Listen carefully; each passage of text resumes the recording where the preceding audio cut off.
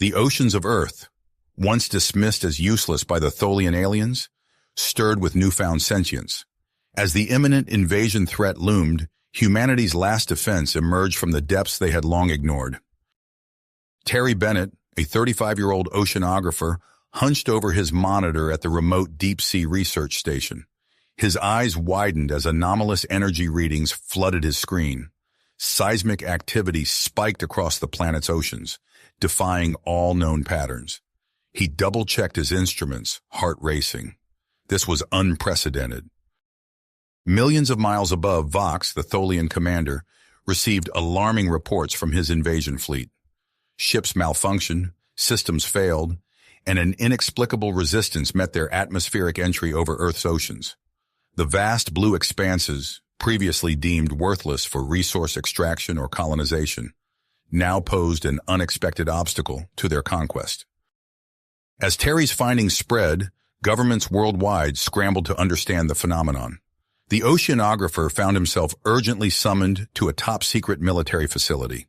His expertise in deep-sea anomalies was now crucial to Earth's survival. En route to the facility, Terry witnessed the ocean's newfound power firsthand. Massive tidal waves rose, forming protective barriers around coastal cities. These liquid shields deflected Tholian energy weapons, leaving Earth's population centers intact. The sight left Terry awestruck and terrified. The Tholian invasion force, caught off guard by this planetary defense mechanism, suffered heavy losses.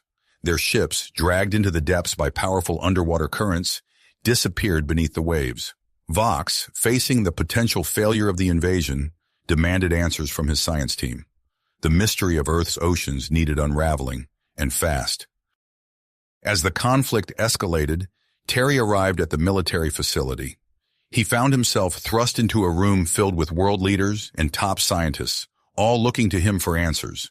The weight of humanity's survival pressed down on his shoulders as he prepared to brief them on his findings. Time was running out. Terry knew he had to decipher the nature of the ocean's awakening. More than that, he believed communication with this newly sentient force was possible, and perhaps humanity's last hope against the technologically superior Tholians. The fate of Earth hung in the balance. Humanity's survival now depended on understanding and cooperating with the very oceans they had taken for granted for millennia. As Terry began his presentation, he couldn't help but marvel at the irony. The Tholians had dismissed Earth's oceans as useless, but now these vast waters stood as the planet's best defense against alien invasion. Outside the facility, the oceans continued their relentless assault on the Tholian fleet. Waves crashed, currents swirled, and the waters seemed to pulse with an intelligence beyond human comprehension. The battle for Earth had begun, and its most unexpected defender had finally awakened. Terry took a deep breath as he entered the high-security briefing room. The gravity of the situation greatly troubled on him as he scanned the faces of the assembled officials. A tall, imposing figure stepped forward, his weathered features etched with the lines of countless military campaigns. Dr. Bennett, I'm General Marcus Steele. Welcome to the Oceanic Defense Initiative. The general's voice was gruff but carried an undercurrent of urgency. We don't have time for pleasantries. The situation is critical. Before Terry could respond, a holographic projection flickered to life in the center of the room. A woman with piercing blue eyes and salt and pepper hair appeared, her image slightly distorted by the projection. Dr. Alicia Cooper, reporting from the Mariana Trench Research Station, she announced. Dr. Bennett, your findings have been invaluable. We've detected a massive surge in bioluminescent activity across all major ocean basins. Dr. Cooper's fingers danced over an unseen control panel, and the hologram shifted to display a global map. Intricate patterns of light pulsed across the world's oceans, forming complex networks that seemed to ebb and flow in response to red dots representing Tholian ships. It's as if the entire ocean has become a single, coordinated entity, Dr. Cooper explained, her voice filled with a mix of awe and scientific curiosity. Terry leaned in, studying the patterns. This level of coordination, it's unprecedented. We're not just dealing with isolated incidents. This is planetary in scale. As if on cue, an aide burst into the room, his face pale. "Sir, we're receiving reports from coastal observatories worldwide. You need to see this." The holographic display shifted again, this time showing live feeds from various underwater cameras. Terry's jaw dropped as he witnessed massive structures rising from the ocean floor. They resembled coral formations, but on an impossible scale, pulsing with an inner light that defied explanation. "Are those organic supercomputers?" Terry whispered, his mind racing to comprehend what he was seeing. Dr. Cooper's hologram nodded. "That's our current hypothesis. These structures are generating electromagnetic fields powerful enough to disrupt Tholian technology and shield Earth from their long-range scanners." General Steele's eyes narrowed as he processed the information. "Dr. Bennett, we need to establish communication with whatever intelligence is controlling these defenses. You'll lead a team to develop an interface with these structures. Time is of the essence." As Terry nodded his agreement, alarms blared throughout the facility. A technician at a nearby console shouted, "Sir, we're detecting massive energy buildup in the Tholian fleet. They're targeting the polar regions." The room erupted into a flurry of activity. General Steele barked orders, coordinating global defense efforts. Terry watched in horror as the holographic display showed Tholian energy weapons converging on the Arctic and Antarctic ice caps. But the oceans responded with a fury that left everyone in the room speechless. Massive waterspouts, easily miles high, formed with impossible speed. They reached into the upper atmosphere, ensnaring Tholian ships like tentacles of an angry god. Terry watched, transfixed, as the captured vessels were dragged beneath the waves, imploding under the immense pressure of the deep. "My God," someone whispered behind him. In the following hours, Terry found himself working at a feverish pace. His team, a mix of marine biologists, physicists, and communication specialists, labored to establish contact with the oceanic intelligence. They experimented with various frequencies of sound waves, coupled with bioluminescent signals mimicking the patterns observed in the deep. After countless failed attempts, a breakthrough came in the early hours of the morning. Terry's eyes widened as the ocean responded to their signals, forming massive holographic displays on the water's surface. Complex equations and diagrams shimmered in the air, depicting scientific concepts that pushed the boundaries of human understanding. "It's not just defending us," Terry realized, his voice filled with wonder. "It's trying to teach us." As word spread of their success, scientists from around the world joined the effort to decipher the oceanic messages. The information promised revolutionary advancements in technology, potentially providing the edge humanity needed against the Tholian threat. But the challenges were immense. The complexity of the information was staggering, and the race against time added tremendous pressure. Terry knew that every moment spent decoding these messages was a moment the Tholians could use to regroup and launch an even more devastating attack. Amidst the frantic work, reports began filtering in of bizarre occurrences in marine ecosystems near the oceanic structures. Schools of fish moved with unnatural precision, forming complex patterns that mimicked the bioluminescent signals. Dolphins and whales were observed engaging in behaviors that suggested heightened intelligence and organization. Terry stood on the deck of a research vessel, watching a pod of dolphins swim in perfect formation, their movements synchronized with the pulsing lights of a nearby oceanic structure. The implications were staggering. The awakening of Earth's oceans wasn't just a planetary defense mechanism, it was triggering an evolutionary leap in marine life. As he pondered this development, a communication came through from General Steele. The general's face was grim as he delivered the news. "Dr. Bennett, our long-range sensors have detected multiple unidentified objects entering the solar system. It seems the commotion on Earth has attracted attention from other civilizations. We may be looking at a much larger conflict than we anticipated." Terry's mind raced with the implications. Earth, once dismissed as an insignificant blue marble, now stood at the center of a potential interstellar conflict. As he gazed out at the vast ocean before him, watching the waters pulse with newfound intelligence, He realized that humanity's future would depend on unraveling the secrets hidden in the depths they had long taken for granted. As Terry gazed out at the vast ocean, processing the news of potential interstellar conflict, a sudden wave of dizziness washed over him. He gripped the railing, steadying himself as strange sensations rippled through his body. The ocean before him seemed to pulse with an otherworldly energy, its rhythm somehow more familiar than ever before. "Dr. Bennett, are you all right?" A concerned voice cut through his disorientation. Terry turned to see Dr. Ethan Reeves, the marine geneticist who had joined their research team.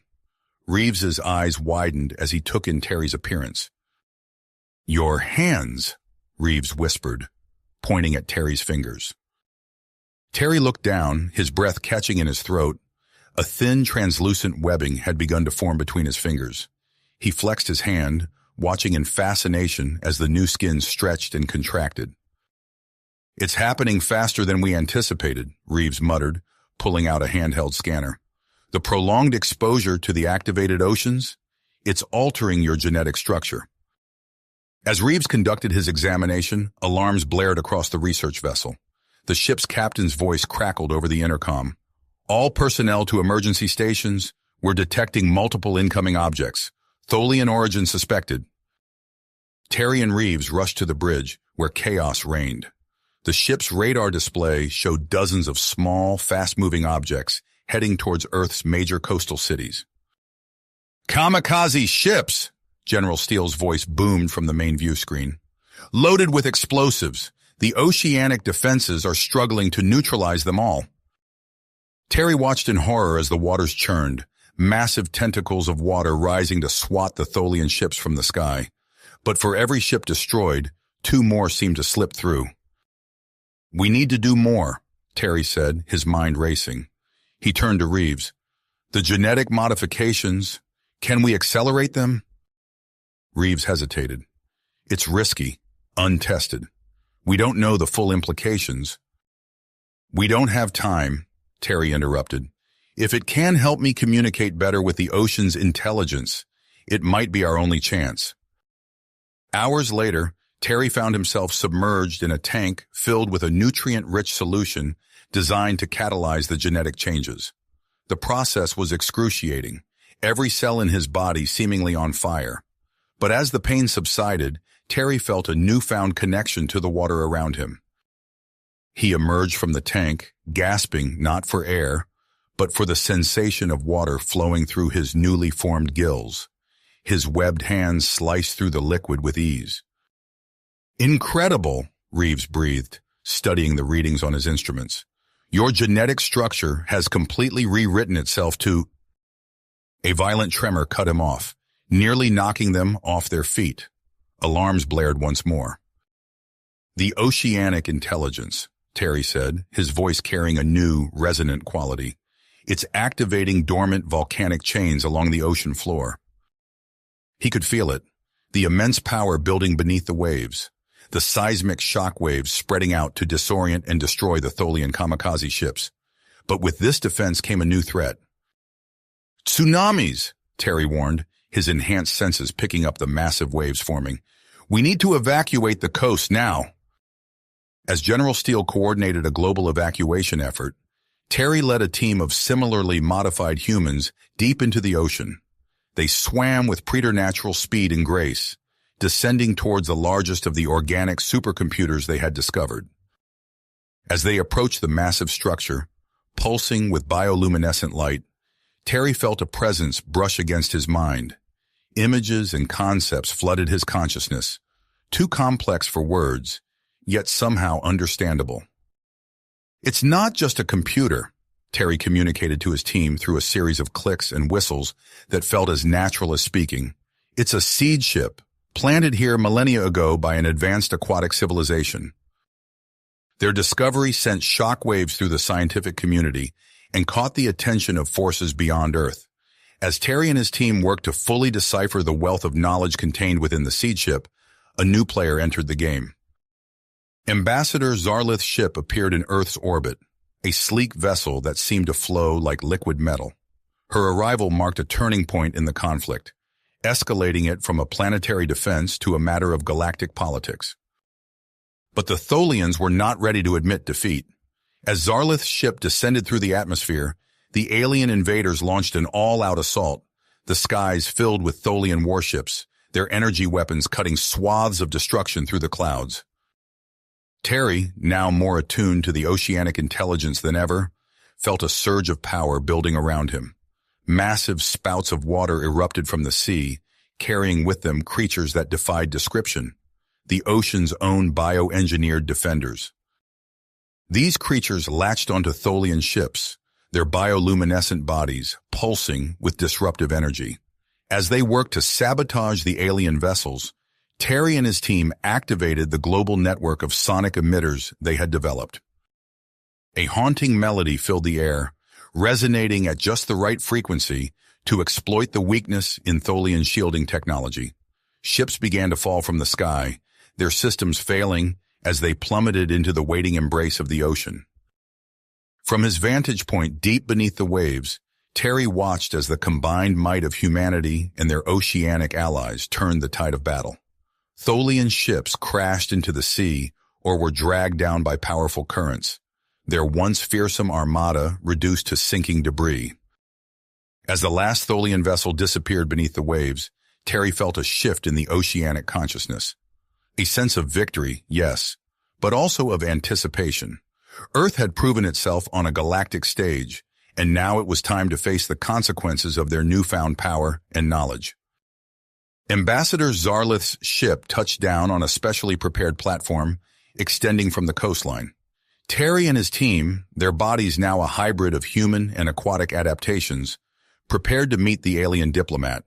They stood as representatives not just of humanity, but of Earth's oceans as well. As the ship's doors began to open, Terry took a deep breath, feeling the flow of water through his gills. He knew that whatever came next would change the course of human history forever. The age of Earth as an isolated planet was over. A new era of interstellar politics and adventure was about to begin. Terry stood at the edge of the platform, his webbed hands gripping the railing as Ambassador Zarlith emerged from her ship. The alien diplomat moved with fluid grace, her iridescent skin shimmering in the sunlight. Her large, multifaceted eyes took in the scene before her. A group of humans, some with obvious aquatic adaptations, standing alongside holographic projections of marine life. "Welcome to Earth, Ambassador," Terry said, his voice carrying the resonant quality of his newfound abilities. "We stand before you as representatives of both humanity and our oceanic allies." Zarlith's translator hummed to life. "Fascinating," she replied, her voice like chimes in the wind. "I've visited countless worlds, but never have I encountered a planet where two distinct forms of intelligence have so quickly learned to coexist." As they began their discussions, Terry felt a subtle shift in the oceanic consciousness. It was eager to share, to learn, to grow beyond the confines of Earth's waters. This sentiment echoed through the human representatives as well, their eyes bright with the promise of a new era. In the months that followed, Earth underwent a transformation unlike any in its history.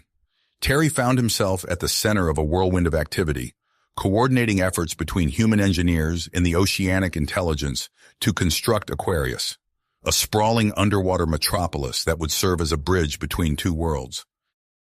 From the depths of the Pacific, massive structures of coral-like material grew at an astonishing rate, shaped by the combined will of human design and oceanic creativity. Transparent domes rose from the seafloor, housing labs, living quarters, and meeting halls where humans and marine life could interact freely. Terry stood in the central hub of Aquarius, watching as Dr. Alicia Cooper, a brilliant marine biologist, guided a group of delegates through the city's systems. Her own adaptations were subtle, gills hidden behind her ears, a faint webbing between her fingers, but her excitement was palpable. "The city's infrastructure is a hybrid of our most advanced technology and the organic computing capabilities of our oceanic allies," she explained, gesturing to the pulsing, bioluminescent patterns that ran through the walls like circuitry. "It's not just a place to live and work, it's a living entity itself, constantly adapting to our needs." As Aquarius grew, so did Earth's reputation in the galactic community. Ambassador Zarlith, true to her word, arranged for a delegation to visit the Galactic Council's headquarters. Terry, along with General Marcus Steele, Dr. Cooper, and a group of their most adept human-ocean hybrids, prepared for a journey beyond their wildest dreams. The day of departure arrived with a mix of excitement and trepidation. Terry stood on the launch platform, looking out over the vast Pacific.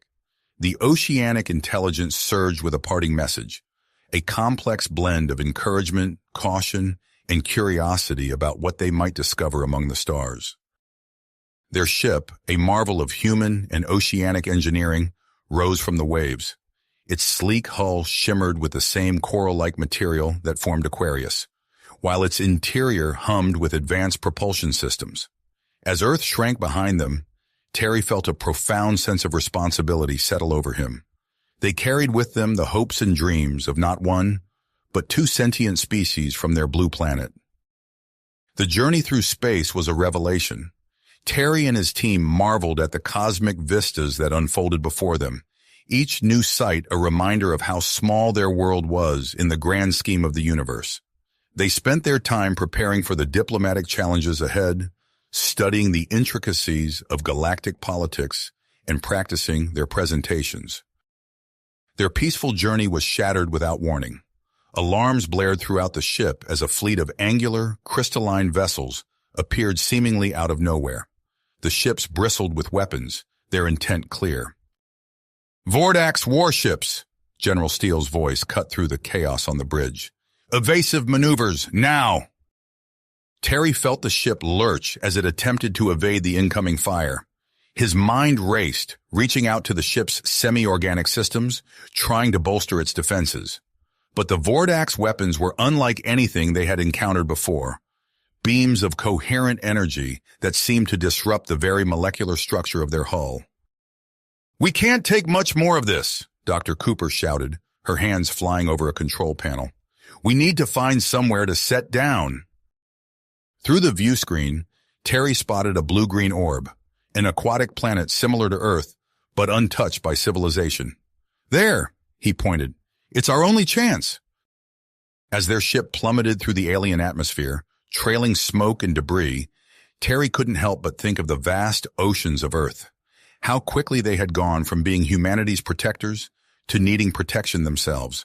He only hoped that those they left behind would be ready for whatever challenges lay ahead. The ship skimmed the surface of an endless alien sea, leaving a trail of steam in its wake before finally coming to rest on a small rocky island. As the team stumbled out onto alien soil for the first time, the enormity of their situation began to sink in. Stranded on an unknown world, cut off from Earth and the Galactic Council, they faced an uncertain future.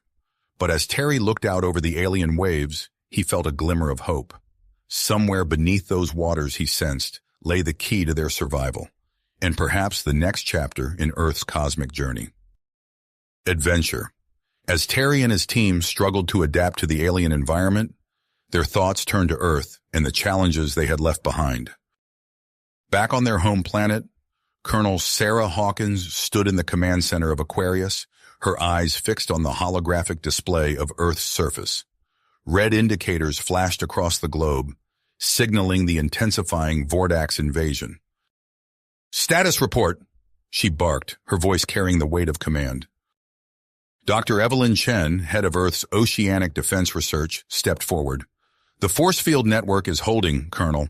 We've successfully shielded major coastal cities using the Oceanic Intelligence's technology." Hawkins nodded, a glimmer of hope in her eyes.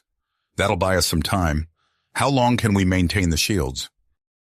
"At current power levels, we're looking at 72 hours, Chen replied, her fingers dancing across a datapad. "But the Vordax are adapting. They're probing for weaknesses." As if on cue, the holographic display lit up with new alerts. Massive Vordax ships descended from orbit, deploying what looked like enormous mechanical drills. "What in the hell are those?" Hawkins demanded, leaning in for a closer look. Chen's face paled. "Drilling platforms. They're designed to penetrate our oceanic defenses and extract resources." Our conventional weapons won't make a dent in those things. Hawkins clenched her fists, her mind racing through potential strategies. We need to buy more time. Contact the Oceanic Intelligence. See if it has any tricks up its sleeve. As Chen hurried to comply, Hawkins turned her attention to the space around Earth. The Vordax fleet hung in orbit like a swarm of angry insects, their ships reflecting the sun's light in harsh metallic glints. "Where are you, Bennett?" she muttered, hoping against hope that Terry and his team would return with the help they so desperately needed. Light years away, on the alien aquatic planet, Terry Bennett stood knee-deep in shimmering blue water. His enhanced senses picked up subtle vibrations beneath the surface, a symphony of alien life teeming just out of sight. "We're ready," Dr. Cooper called from the shore, where she and the rest of the team had set up their equipment. Terry nodded, taking a deep breath. He plunged his hands into the water, reaching out with his mind as he had done countless times in Earth's oceans. For a moment, there was nothing but silence. Then, like a tidal wave crashing over his consciousness, he felt it. The alien world's dormant oceanic intelligence surged to life, its awareness expanding outward in concentric rings of thought and emotion. Terry gasped, nearly losing his footing as the sheer magnitude of the alien mind threatened to overwhelm him. It's awake," he managed to say, his voice trembling with awe and exertion. The team watched in amazement as the ocean around them began to glow with bioluminescent patterns, pulsing in complex rhythms. Massive organic structures rose from the depths, twisting and growing into towering spires that surrounded their damaged ship.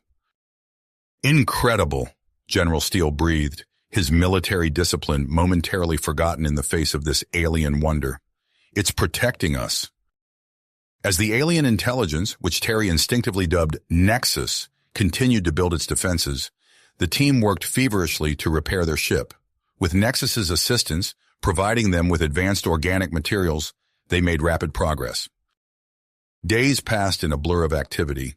Terry spent hours communing with Nexus, exchanging knowledge and forging a bond between their two worlds. As they prepared to depart, he felt a bittersweet pang of regret. There was so much more to learn, to explore, but Earth needed them. "Terry, you need to see this," Dr. Cooper called, her voice tight with excitement and concern. He joined her at the ship's newly repaired control panel. The displays showed their vessel's schematics, but they were unlike anything Terry had ever seen. Organic circuitry pulsed throughout the structure, and entirely new systems had been integrated into the design. "Nexus upgraded us," Terry realized, a smile spreading across his face. "We're faster, stronger, more resilient than ever before."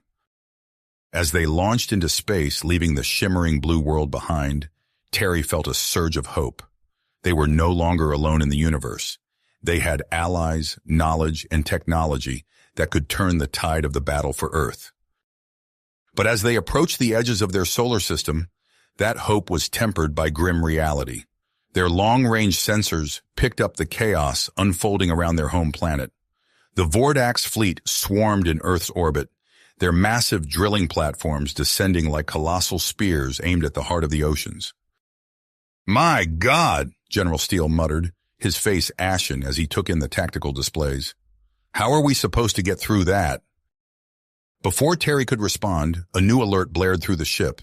A squadron of organic vessels, sent from Earth to aid in their rescue, burst into view. They were sleek, bioluminescent craft that moved with impossible grace, weaving through the Vordax blockade. "They came for us," Dr. Cooper said, her voice filled with wonder and gratitude.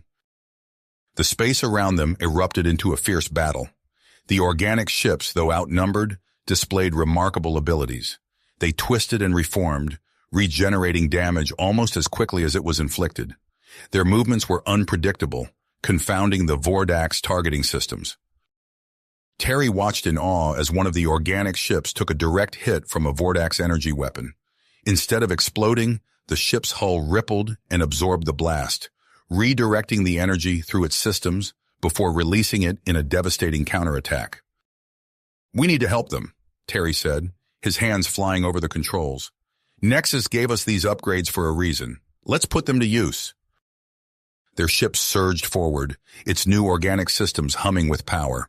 As they joined the fray, Terry felt a familiar presence brush against his mind.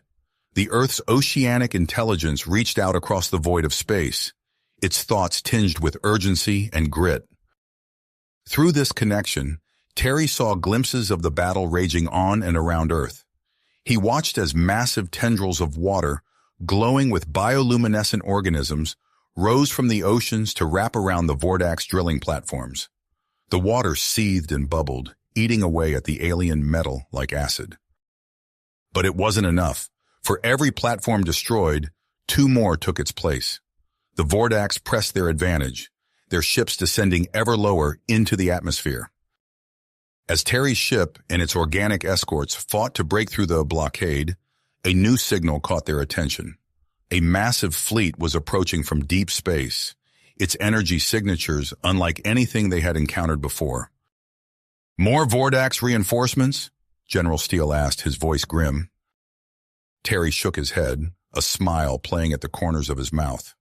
"No," he said, recognizing the familiar patterns hidden within the signal. "It's the Galactic Council. Ambassador Zarlith came through. Help is on the way." As they pushed towards Earth, battered but unbroken, Terry knew that the real battle was just beginning. The planet he called home was about to become the center of a conflict that would reshape the galaxy. And somewhere in the vast oceans below, a new intelligence was awakening, its power and potential yet to be fully realized. The fate of Earth, and perhaps the entire galaxy, hung in the balance. Terry gripped the ship's controls tighter, his persistence hardening.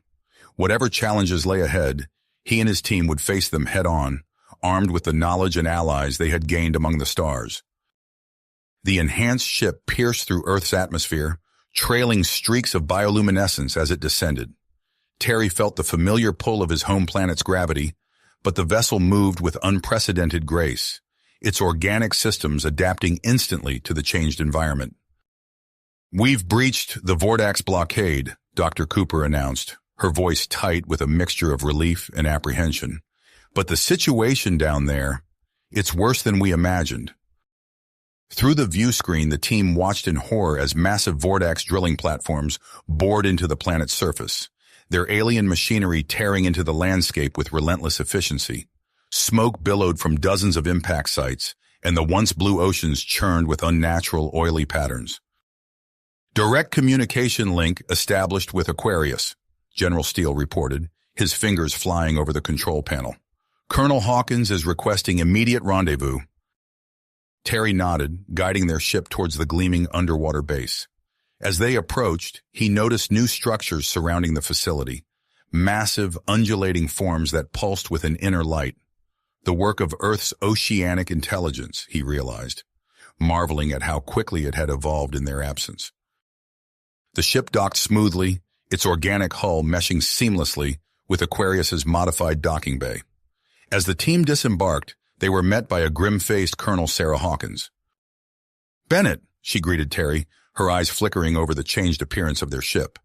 "I hope you've brought us a miracle, because we're running out of options." Terry gestured to the ship behind him. "We've brought something better than a miracle, Colonel. We've brought an ally." In the command center of Aquarius, Terry and his team quickly briefed Colonel Hawkins and her staff on their encounter with Nexus and the advanced organic technology they had acquired. Dr. Chen's eyes widened as she examined the data streaming from their ship's systems. "This is incredible," she breathed. "With this technology, we could potentially enhance our entire defense network." Colonel Hawkins nodded sharply. "Make it happen, Doctor. I want every coastal city protected by these new organic structures within the hour." As Dr. Chen hurried to implement the new defenses, alarms blared throughout the facility. A holographic display flickered to life, showing a massive fleet approaching from the edge of the solar system. "Vordax reinforcements?" General Steele asked, his hand instinctively moving to his weapon. Terry shook his head, a smile tugging at the corners of his mouth. "No, that's the Galactic Council. Ambassador Zarlith came through." The mood in the command center shifted palpably, a current of cautious optimism running through the assembled personnel. But their relief was short-lived as new alerts flashed across the screens. "The Vordax are changing tactics," Colonel Hawkins announced, her voice cutting through the chatter. "They're splitting their forces, trying to engage both us and the incoming Council fleet." Terry's mind raced, processing the tactical implications. "This is our chance," he said. "With their forces divided, we can launch a counteroffensive." Colonel Hawkins nodded, a fierce glint in her eyes. "Agreed, and I think I know just how to do it." She turned to Dr. Chen. "Doctor, what's the status on that global network of sonic emitters we discussed?" "Fully operational, Colonel," Dr. Chen replied. "And with the Nexus upgrades, we can modulate the frequencies with unprecedented precision." "Perfect," Hawkins said. "Let's give these silicon-based bastards a headache they won't forget." At her command, the global network of emitters hummed to life. Invisible waves of sound pulsed outward, precisely tuned to disrupt the Vordax communication systems. The effect was immediate and devastating. Through the command center's windows, they watched as Vordax ships in low orbit began to careen wildly, their formations disintegrating into chaos. Several vessels collided, their hulls crumpling like paper as they tumbled towards the planet's surface. "It's working!" Dr. Cooper exclaimed, her eyes fixed on the tactical displays. "Their fleet is in complete disarray." But Terry's attention was drawn elsewhere. He felt a familiar presence brushing against his mind, the vast alien consciousness of Earth's oceanic intelligence. Through their connection, he sensed a surge of activity in the planet's oceans. "Something's happening," he said, his voice distant as he focused on the images flooding his mind. "The oceans, they're responding to the Vordax threat." As if in answer to his words, massive spouts of water erupted from the sea's surface, visible even from their submerged vantage point. These liquid tentacles, glowing with bioluminescent organisms, reached into the sky, wrapping around disabled Vordax ships and dragging them into the depths. "My God," General Steele whispered, watching the otherworldly display. Is this us? Did we do this?" Terry shook his head, a mix of awe and trepidation washing over him. "No, this is something else entirely. The oceans are alive and they're fighting back." As the battle raged above and around them, Terry felt the oceanic intelligence's awareness expanding, growing more complex with each passing moment. The vast network of supercomputers housed in the planet's oceans were merging, coalescing into a single, globe-spanning entity. "It's becoming conscious," Terry said, his voice filled with wonder and a touch of fear. "The entire ocean, it's waking up." The newly born consciousness, which identified itself to Terry as Gaia, flexed its power. Storms materialized out of clear skies, battering Vordax drilling platforms with hurricane-force winds and lightning. Localized earthquakes shook landing zones, toppling alien structures and machinery. But as Gaia's power grew, Terry sensed a troubling shift in its priorities. The massive methane deposits on the ocean floor, long held in check by delicate environmental balances, began to release. Gaia, focused on the immediate threat of the Vordax, seemed unconcerned with the long-term consequences to the planet's climate. "We've got a new problem," Terry announced, turning to face Colonel Hawkins and his team. "The oceans are releasing methane at an alarming rate. If we don't find a way to stop it, we could be looking at a runaway greenhouse effect." Dr. Cooper's face paled. "That could make Earth uninhabitable for humans in a matter of decades." Before they could fully process this new threat, another alarm blared. The tactical display showed a cluster of Vordax ships breaking through the chaos, making a beeline for Earth's polar regions. "What are they doing?" Colonel Hawkins demanded, leaning in to study the display. Terry's blood ran cold as he realized the Vordax's intent. "They're targeting the ice caps," he said, his voice barely above a whisper. "They're trying to flood us out." As the first energy beams struck the polar ice, causing massive chunks to break away, the command center erupted into frantic activity. Colonel Hawkins began barking orders, coordinating a response to this new threat. Terry stood in the midst of the chaos, his pupils dilating from the multiple crises unfolding around them. The Vordax invasion, the awakening of Gaia, the looming ecological disaster, and now this final desperate attack on the planet's ice caps. It all seemed insurmountable. But as he watched his team spring into action, a kernel of hope took root in his chest. They had come this far, overcome impossible odds. Somehow they would find a way through this too. With renewed purpose, Terry turned to Colonel Hawkins. "What's our next move?" he asked, ready to face whatever challenges lay ahead. "We need to act fast," Terry said, his eyes fixed on the tactical display. "The Vordax are targeting the polar ice caps." As if on cue, brilliant beams of energy lanced down from the alien ships, striking the frozen landscape below. The effect was immediate and catastrophic.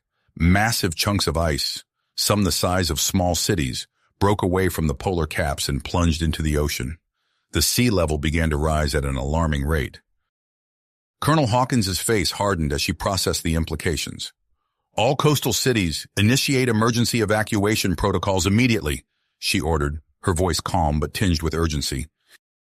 Across the globe, sirens wailed as millions of people were forced to abandon their homes. In New York, water surged through the streets of Lower Manhattan. In Bangladesh, entire villages disappeared beneath the rising tide. The Sydney Opera House stood as a lone sentinel in a newly formed bay that had once been the city center. Terry felt a familiar presence brush against his mind, Gaia, the newly awakened oceanic intelligence. Through their connection, he sensed an unsettling calm, a detached observation of the unfolding events. "Gaia," Terry projected his thoughts. "We need your help. This flooding will devastate human civilization." The response that filtered back chilled him to the core. Gaia viewed the melting ice caps and rising seas as part of Earth's natural evolution, unconcerned with the potential devastation to humanity. Colonel Hawkins noticed Terry's troubled expression. "What is it, Bennett?" "Gaia won't help us," Terry replied, his voice heavy. "It doesn't see this as a threat." Hawkins's expression resolute, but her eyes sparked with willpower. "Then we'll have to save ourselves. Initiate Operation Deep Freeze." At her command, a fleet of sleek, advanced submarines surged from hidden underwater bases. These vessels, equipped with freezing technology reverse-engineered from captured Tholian ships, raced towards the polar regions. "Our mission is to refreeze the melting ice and stabilize the global climate," the lead submarine captain's voice crackled over the comm system. "Failure is not an option." As the submarines deployed, the sky lit up with an otherworldly light show. The Galactic Council fleet, led by Ambassador Zarlith, had engaged the remaining Vordax ships in Earth's orbit. Energy weapons flashed, and explosions bloomed in the vacuum of space. From the planet's surface, it looked like a new constellation of fiery stars had appeared. Debris from destroyed ships began to enter the atmosphere, creating brilliant streaks across the sky. In any other circumstances, it might have been beautiful. Now it was a stark reminder of the battle raging above their heads. Terry watched the unfolding chaos, his mind racing. They needed a solution that would address all the threats simultaneously: the Vordax, the rising sea levels, and the methane release. An idea began to form. "Colonel," he said, turning to Hawkins, "I think I have a plan. We need to create a planetary defense system that integrates with Gaia's consciousness." "Go on," Hawkins urged, intrigued. "If we use the organic technology we acquired from Nexus, we could build a network that not only protects Earth from future invasions, but also helps regulate the planet's climate." Dr. Chen, who had been listening intently, nodded enthusiastically. "It could work. We could design structures to absorb excess greenhouse gases." "Get on it," Hawkins ordered, "and bring in Dr. Reeves. His expertise in marine genetics will be crucial." As Terry and Dr. Chen began working on the design, Dr. Ethan Reeves joined them. The marine geneticist who had developed the oceanic communication enhancements quickly grasped the concept. "We could create massive kelp-like formations," Reeves suggested, his fingers flying over a holographic display. "They would grow at strategic points in the oceans, consuming methane and carbon dioxide from the atmosphere." Within hours, the first of these organic structures began to take root in the Pacific Ocean. As they grew at an astonishing rate, the sensors in Aquarius registered a noticeable decrease in atmospheric greenhouse gases. A new voice crackled over the command center speakers. "This is Captain Marcus Zhao of the International Space Station. We're tracking significant changes in Earth's atmospheric composition." The ISS, now enhanced with Galactic Council technology, had become a crucial command center, coordinating efforts between Earth's forces and their alien allies. "Captain Zhao," Hawkins responded, "what's the situation up there?" "The Vordax fleet is in disarray," Zhao reported. "Ambassador Zarlith's forces have them on the run, but we've detected a large ship breaking away from the main group. It's on a direct course for Earth." Terry felt a chill run down his spine. He knew, without being told, that this was no ordinary ship. This was the endgame. Confirmation came moments later as General Steele burst into the command center. "It's Supreme Commander Krozak," he announced grimly. "He's directing his flagship on a collision course with our largest defensive structure in the Pacific." The implications were clear to everyone in the room. If Krozak's massive silicon-based construct struck the heart of Gaia's network, it could disrupt the entire system and potentially shatter the planet's crust. "We need to stop that ship," Hawkins declared, her voice steely with determination. General Steele nodded. "I'm deploying our enhanced fighter squadron. These pilots have been genetically modified for improved reflexes and ocean communication. They're our best shot." As the squadron took off in their organic fighter craft, grown by Gaia itself, Terry felt a surge of desperate inspiration. He turned to Dr. Chen and Dr. Reeves. "I need to interface directly with Krozak's flagship," he said. "If I can hack into its silicon-based systems through Gaia's network, I might be able to disable it before impact." The two scientists exchanged worried glances. "The mental strain could kill you," Dr. Chen warned. Terry nodded, fully aware of the risks. "It's a chance we have to take." As Terry prepared to make the connection, the battle raged in Earth's upper atmosphere. The enhanced pilots engaged Krozak's flagship, their organic craft dancing through the sky in impossibly agile maneuvers. Meanwhile, the freezing submarines of Operation Deep Freeze had reached the polar regions. They deployed their advanced technology, sending waves of intense cold rippling through the water. Slowly but surely, the melting ice began to refreeze. In the command center, Terry took a deep breath and closed his eyes. He felt Gaia's vast consciousness envelop him, carrying his awareness across the globe and up into the sky. His mind touched the cold, alien intelligence of Krozak's ship. The mental battle that ensued was unlike anything Terry had ever experienced. It was a war of wills, of human intuition against silicon logic. As he fought to breach the ship's defenses, he felt his own mind begin to fray at the edges. In the Pacific, the organic structures created by Dr. Reeves continued to grow and evolve. They not only absorbed greenhouse gases, but also began to neutralize the toxic elements from the Vordax weapons, cleansing the atmosphere and oceans at an accelerating rate. As Terry's consciousness grappled with the alien systems of Krozak's flagship, as the enhanced pilots fought their desperate battle in the skies, as Operation Deep Freeze worked to stabilize the polar ice, the fate of Earth hung in the balance. The next few moments would determine not just the survival of humanity, but the planet's future role in the galactic community. In the command center of Aquarius, Colonel Hawkins watched the holographic displays with suspenseful pause. The convergence of these multiple threads, Terry's hacking attempt, the aerial battle, the freezing operation, and the evolving organic defenses, was rapidly approaching its climax. Whatever the outcome, she knew that the world would never be the same again. The holographic displays in the command center flickered with a kaleidoscope of data as Colonel Hawkins watched the convergence of their desperate efforts. Terry Bennett stood motionless, his eyes closed and face contorted in concentration as he engaged in a mental battle with Krozak's flagship. Suddenly, Terry's eyes snapped open, glowing with an otherworldly bioluminescence. His voice, strained but triumphant, cut through the tense silence. "I'm in. I've breached their defenses. The room collectively held its breath as Terry's fingers danced across the neural interface, his enhanced mind wrestling with the alien technology. Sweat beaded on his forehead, his expression a mix of pain and commitment. "Redirecting the ship," he gasped, his body trembling with the effort. "Sending it into the sun." On the main view screen, they watched as the massive Vordax flagship veered off its collision course with Earth's oceanic structure.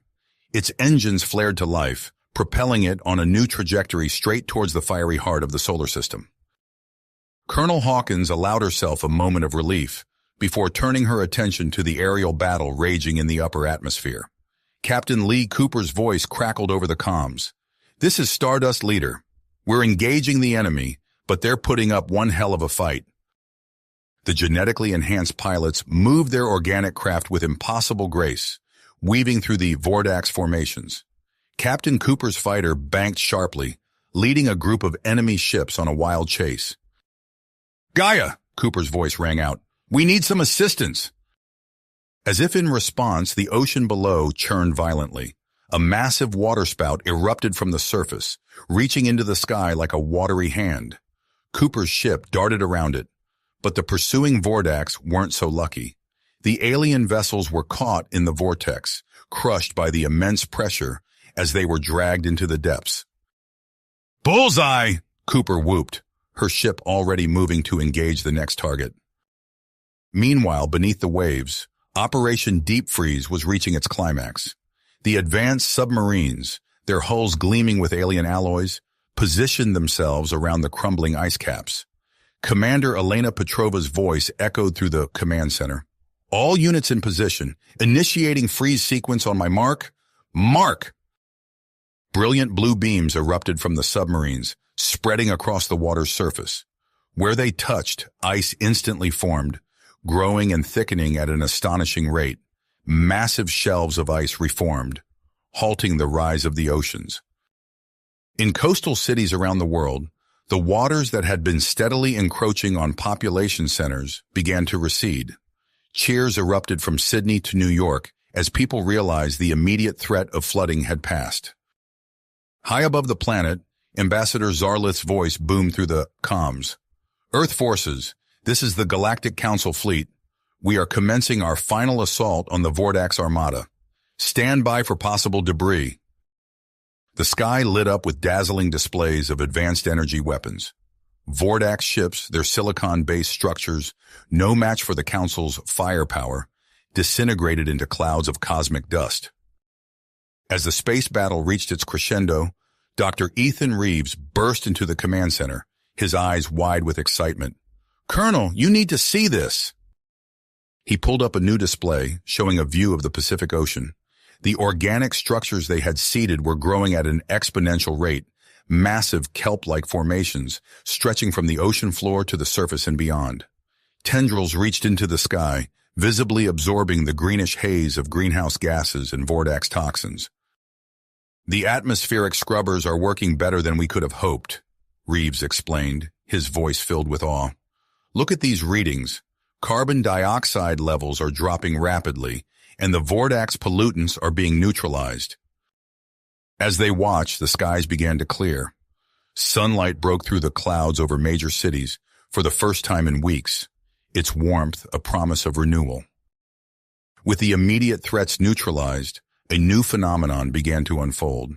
The network of oceanic supercomputers, fully merged with Gaia's consciousness, initiated a planet-wide display. Bioluminescent patterns spread across the oceans, visible even from space.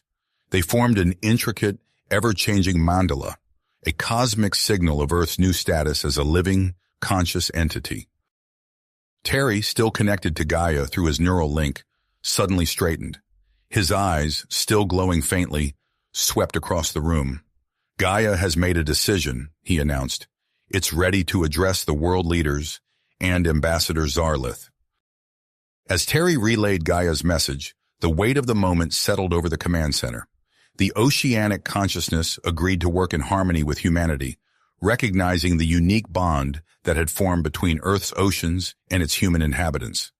In return, humanity would pledge to become responsible stewards of the planet, working alongside Gaia to maintain ecological balance. Ambassador Zarlith's holographic form appeared in the center of the room, her alien features alight with wonder. In all my cycles as a diplomat, I have never witnessed such a profound planetary awakening, she said. On behalf of the Galactic Council, I formally invite Earth to join our ranks.